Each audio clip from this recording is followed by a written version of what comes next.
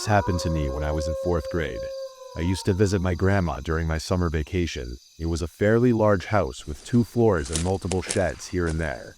In the back of the house, there were these woods near one of the sheds. As a kid, I used to travel through these woods from time to time, as I liked staying there with the trees and the birds. I know it's weird, but I looked for fossils as well as hoping to find some dinosaurs or something. One day I was digging, and I found the head of something that looked like a bull. I thought I had found something like an old species of bison or something, and rushed to my grandmother. I told her of my discovery, and she said it was just a bull that died years ago. I then asked why it was there, and she said people used to bury their dead animals there, and it acted like some sort of pet cemetery. I was kind of disappointed, but I still kept the skull because I found it to be really cool.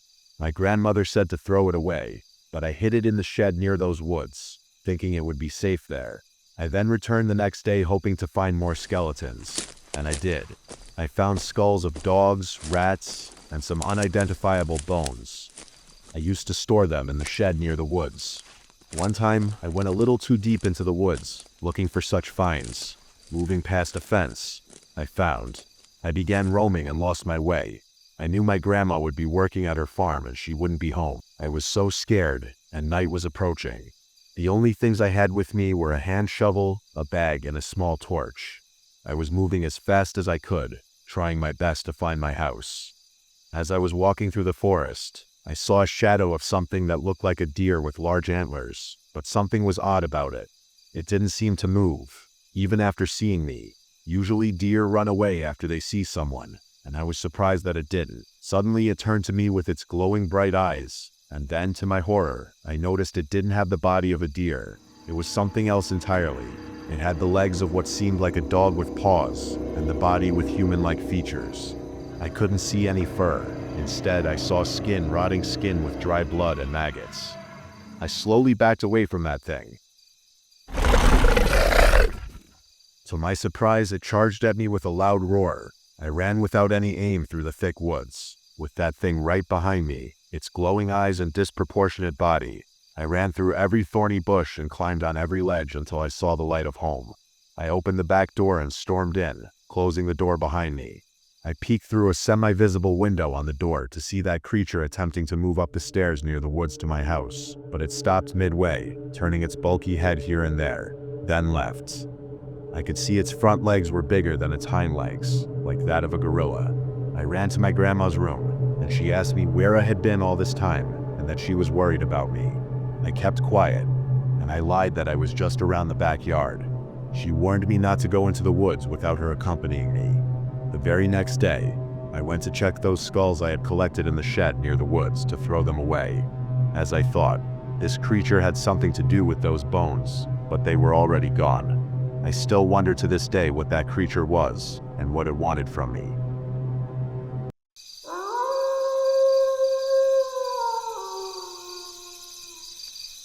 To preface this story, I am a plant biology student at my local college, so I like to take nature walks to keep my plant identification skills sharp. This morning, I was on one of my nature walks, looking around a large oak tree when I noticed a strange object directly in the center of what seemed to be a red spray-painted circle. Of course, me being the idiot I am, I decided to investigate immediately. I walked over to the object and noticed it seemed to be some sort of doll, made of tightly woven sticks and what looked to be hair. I backed away, disgusted, and decided that was enough investigating for the day. However, the closer I got back to home, the more I couldn't stop thinking about the doll. So foolishly, I turned around to retrieve it. I got back to the doll, picked it up, tossed it in my bag, and started to head back to my apartment. After finally making it back to my apartment, I pulled the doll out of my bag and placed it on my kitchen table. The long walk through the forest absolutely demolished my energy, so I decided to pull a frozen pizza out of the freezer and heat it up. Not so patiently waiting for the pizza to be done, I wound up staring at the doll. There was something off about it, other than the fact it had what I assumed was human hair in it, and I found it in the middle of the forest. Just as I started to get lost in thought about the doll, the timer on my oven started to ring. I waltzed over to the oven and pulled out the pizza, my mouth watering as the hunger started to overcome me. I sat down and pulled up a video on my phone, as I refused to eat without entertainment. Just as fast as I took a bite out of the pizza, I spit it out. I Something tasted awful about it. I mean, sure, it's no gourmet meal, but I've had plenty of frozen pizzas and none that tasted this foul. I played it off as I just must have gotten an old pizza or something. I poured a glass of water from the tap and took a sip to wash the nasty taste from my mouth, but the water tasted just as vile. I started to panic, grabbed anything that was halfway edible from the pantries and fridge, and all of it tasted horrid.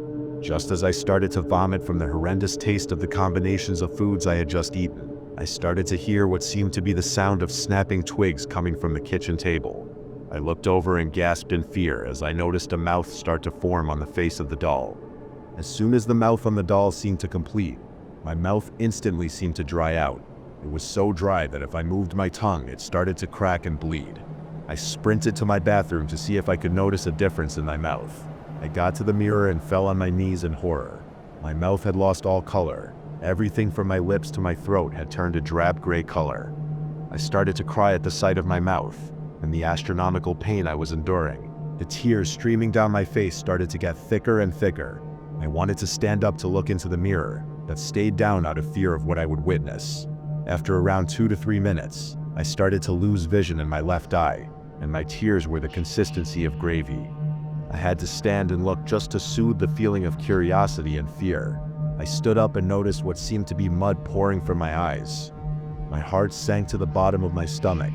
I made my way back to the kitchen, and just as I had thought, the doll started to form sockets right above where the mouth had formed.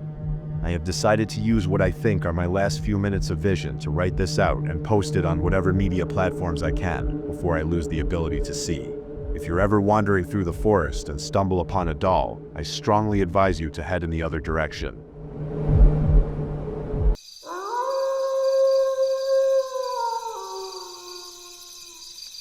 Local legend has it that there is a monster living in the forest behind my house. We moved into the last house on a dead-end street, just outside the small town of Farlow, last week.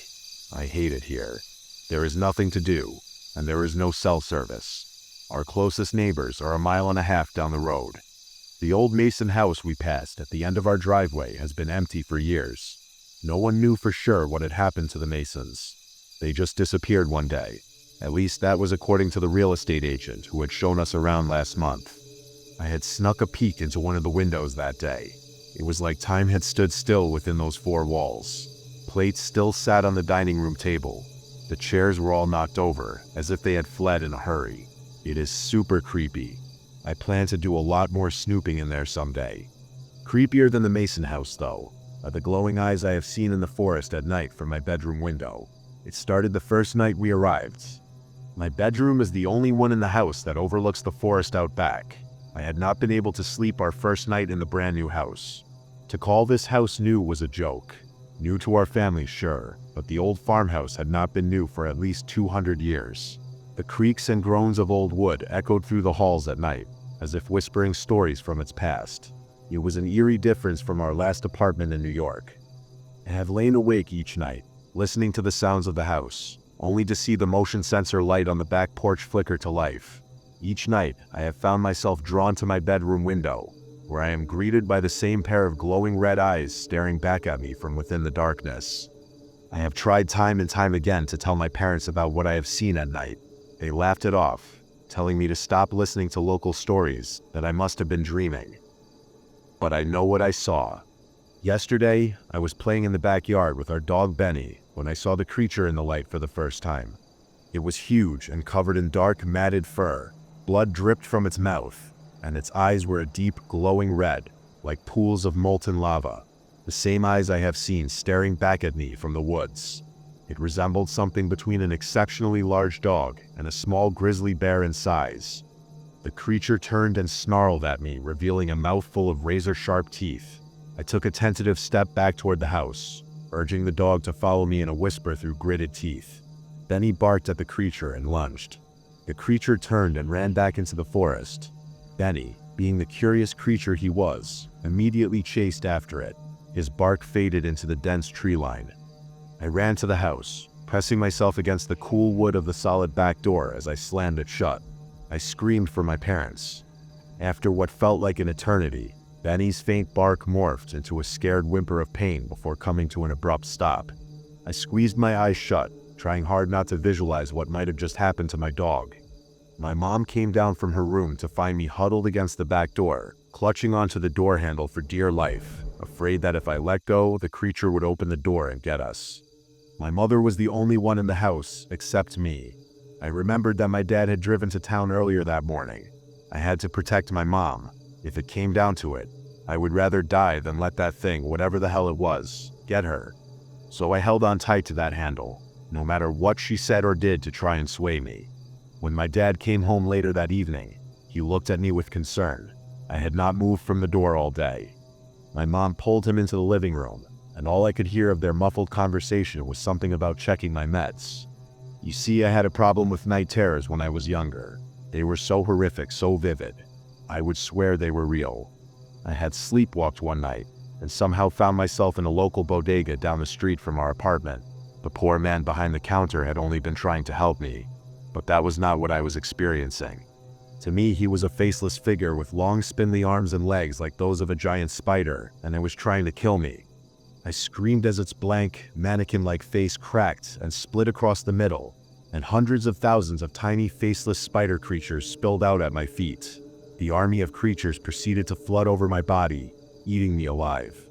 I grabbed whatever I could find, bottles, cans, anything, and smashed and pummeled those damn spiders. Except there were no spiders.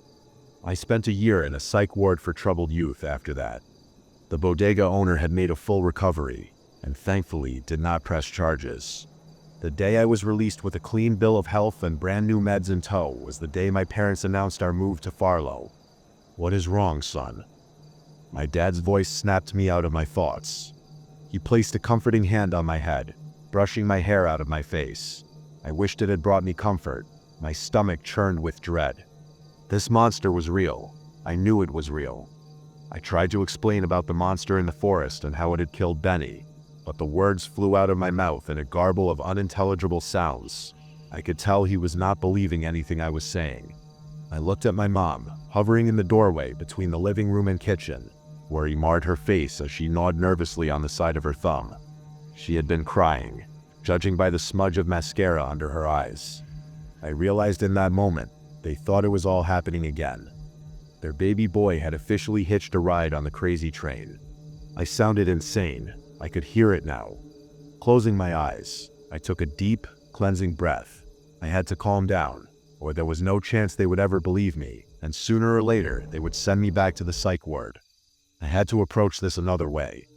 I had to find proof. "I am sorry," I managed. My voice was hoarse from my earlier screaming. Opening my eyes, I met my dad's concerned gaze and tried my best to give him a reassuring smile. I must have forgotten to take my meds with the move and everything. "I am sorry." I could see the instant relief on my dad's face as the lie washed over him. The tension in my mom's body eased as well. This was for the best, I told myself. My dad promised we would go out and look for Benny tomorrow. Little does he know, I have no intention of letting him go into that forest. I have a plan. Last night, I ventured out into the forest behind our recently purchased house in Farlow. I had been so determined to prove to my parents that the monster I had seen the day before was in fact real. I had no idea that what I might find would be even more terrifying than I first imagined. My dad had been called into work that morning, so our hunt for Benny needed to be postponed. My dad was sure he would come home when he was hungry. That was fine with me. I did not want my parents anywhere near the forest. I spent the day helping my mom around the house and emptying boxes. I had been given the tedious job of finding places for the various knickknacks she had collected during her traveling years before I was born. Believe me, this was a huge undertaking. My mom's collection rivaled that of a small museum. Shelves, countertops, and tables were all lined with mugs, vases, and miniature crystal figurines. You name it, she has collected it. By the time I had finished, the sun had already begun to dip behind the trees in the backyard. My mom had been in the kitchen prepping for dinner for the past hour. She was making her famous fried chicken, a family favorite. My stomach growled. I had not eaten anything all day, and my stomach was in knots over my plans for that night. My dad arrived home around 6, just as dinner was being served. He made some cringe-worthy joke about following his stomach home because the food smelled so delicious. Mom and I rolled our eyes at each other as we all sat down to eat. Once we were done with dinner, and we had sat down to watch a movie as a family, I excused myself and headed up to my bedroom. Step 1 of the plan was underway. I had pretended to be asleep when my parents finally came upstairs an hour or so later, checking in on me before heading to bed themselves. Step 2 of my plan came another 30 minutes later. I had found an old tow rope in one of the boxes I had unpacked earlier and stashed it under my bed.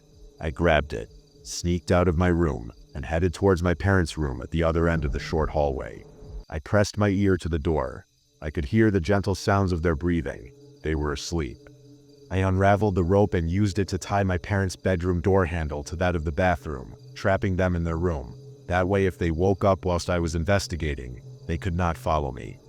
I sneaked down the stairs, careful to be as quiet as possible, and into the kitchen. I grabbed a flashlight out of the cabinet drawer next to the back door and headed out into the crisp night air. Slowly, I moved toward the forest, avoiding the motion detector. High in the sky, the full moon cast an eerie glow across the backyard. I paused to take in my surroundings when I heard twigs snapping behind me. I spun back toward the house. My heart leaped in my throat with a squeal that embarrassingly escaped my lips. My parents stood there. Even in the darkness, I could see the mix of concern and frustration on their faces. The moonlight added an extra creepy touch to the moment. My plan was not as foolproof as I had hoped. "Nice try," my dad said, holding the rope in an outstretched hand. "Door hinges are on the inside of the room for future reference." "What are you doing out here?" my mom asked. She was not happy. Her arms were folded across her chest and her jaw was clenched. Before I could answer them, a blood-curdling scream pierced the air. I could not even process what I had heard. Mom reached out and pulled me into her arms, squeezing me tightly against her. Dad stepped between us and the forest, as if he had somehow morphed into a human shield. "Honey, go get my shotgun," Dad whispered over his shoulder to my mom. I could feel my mom tense at my dad's request. Another scream echoed all around us. I knew I would not be able to stop my dad from venturing into the forest now, so I had the challenge of convincing him to let me come with him. My dad eventually gave in after much coercion, against my mother's wishes. Together we entered the forest. It was even darker and more foreboding than I had imagined. We walked for what felt like hours, but could not find anything. Finally we came to a clearing. A small cave protruded from the steep incline at the far end of the open area. Dad instructed me to wait while he inspected the area ahead. So whilst I waited for him to return, I patrolled the tree line, scanning back and forth with my flashlight for evidence of the monster. Suddenly, my foot caught on something hidden in the underbrush. I shone my flashlight at the ground and caught a glimpse of the same reflective material that had once made up Benny's collar. I bent down to pick it up, but it was snagged on something else that I could not quite make out. I gave the collar a tug, losing my footing in the process. Holding onto the collar caused whatever was caught on it to shift. It came tumbling out of the brush and landed on top of me as I fell backward into the forest. My flashlight fell from my hand, rolling several meters to my right. The smell hit me before I even had the chance to open my eyes. The putrid aroma of decay. A scent I had the displeasure of smelling once before, when our neighbor's old cat had snuck into the walls of our apartment to die. Something began to drip against my cheek, bile rising in my throat. Against my better judgment, I opened my eyes, coming face to face with Benny's mutilated and bloodied corpse. I opened my mouth to scream. Before I could make a sound, my dad was there, hauling me to my feet and covering my mouth with a calloused hand. In the center of the clearing stood the creature. It was the most terrifying thing I had ever seen. Unlike the other day, the creature now stood on its two hind legs, making it appear far larger than I had initially thought. The creature was dragging something behind it. It was a human body, and it had been mutilated beyond recognition. I could not tell if it was a man or a woman, but I knew that whoever it was, they did not deserve to die like that. The creature dragged its victim into the cave, and we ran for our lives. We ran faster than we had ever done before, and we did not stop until we were safely back home. Dad had my mom call the police from the landline when we made it through the safety of the back door. He then hurriedly ran around the house, checking all doors and windows. It did not take long for 2 police cars to arrive in our driveway. They spoke to my dad for a few minutes, before 3 of the officers followed him into the forest. The fourth officer came inside and led my mom and me into the living room for a chat. Minutes turned into hours. The sun rose, signaling the start of a brand new day. Finally, I heard the back door open. The officers piled into the living room after my dad. They had searched all night and never found any trace of the clearing, the cave, or even the body we had seen dragged off into it. There had also been no sign of Benny either. I know what I saw, and now my dad has seen it too. I heard him talking to my mom after the officers left. Now he is the one with a plan, and I want in. I would not believe it if I had not seen it for myself. There really is a monster that lives in the forest behind our house in Farlow. When our 14-year-old son started telling us stories about the glowing red eyes he was seeing in the forest each night, my wife and I were worried he had been having night terrors again. The last time that happened, things turned out quite violently, but then came the night we heard screams coming from the forest. That was the night I came face to face with something I had never imagined could be real. It was like something out of one of those real-life cryptid shows you see on cable TV. My heart was pounding as we crept through the forest. I had instructed my son to stay close to me and not leave my sight. I did not like that he was out here with me, but better with me than out here on his own, like he had tried that first night. We had been tracking this monster for weeks, ever since it killed our dog, Benny. I scanned the forest for any sign of the monster. We had been out here for hours, but we had not found any trace of it. I knew the monster was out there somewhere, stalking us.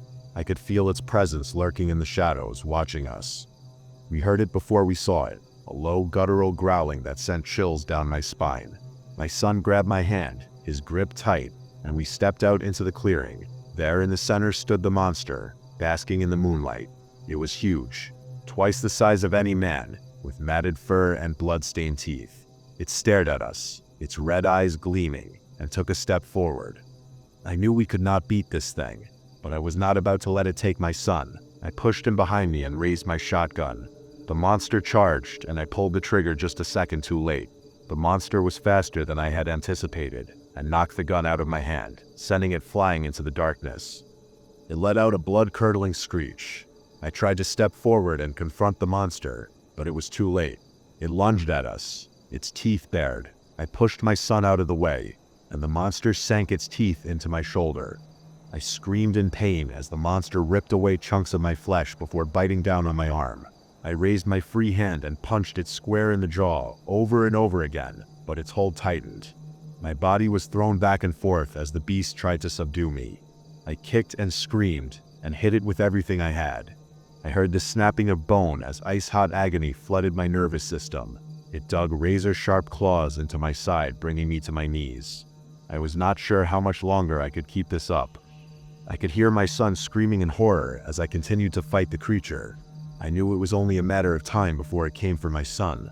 His only chance was if I gave the monster what it wanted. Everything around me seemed to slow to a halt as I looked into my son's tear-filled eyes. "Run!" I pleaded with him, my voice cracking with emotion. The monster began to drag me towards the cave as I stopped fighting and let my body fall limp. My son faded away from my view as I was drawn further and further into the creature's lair. He was left alone in the clearing, surrounded by darkness. "I am going to die,"